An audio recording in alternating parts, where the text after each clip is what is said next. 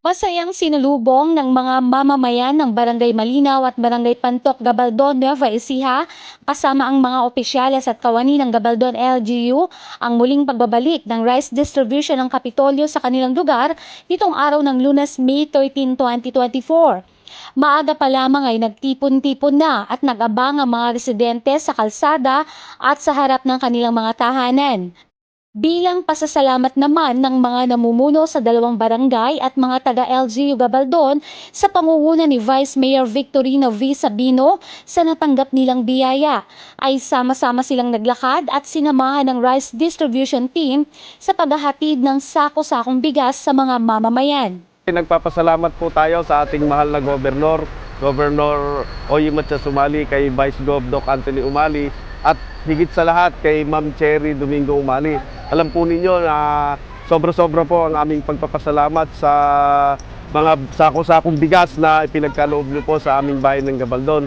Tunay po na malaking tulong po ito sa aming mga kababayan sa halip na yung panggastos nila sa pang-araw-araw, pambili ng bigas, ay hindi na po muna sila bibili ng bigas dahil meron po kayong mga ayuda sa aming bayan.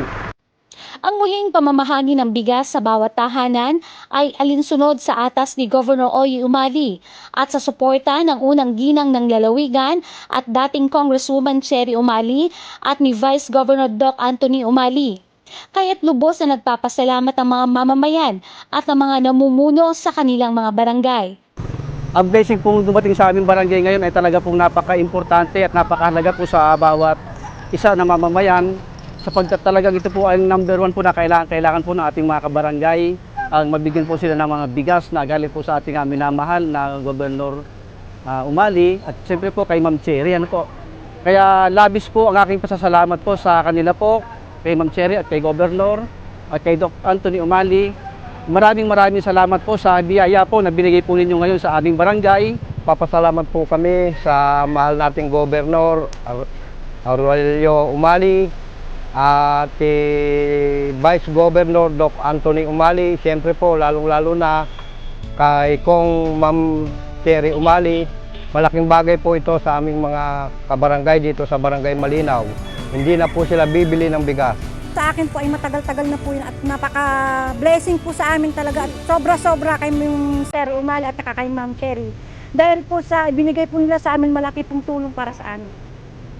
Hindi na po namin yan bibilhin. Ma'am, thank you po sa scholar po ng mga anak ko. Nakapagtapos po sila ngayon. Ngayon po ay maganda na pagtrabaho nila. Salamat po! At yan ang balitang Nueva Ecija, Bonnet Bonda ng Ulat, sa DWN Teleradyo ang inyong kakampi.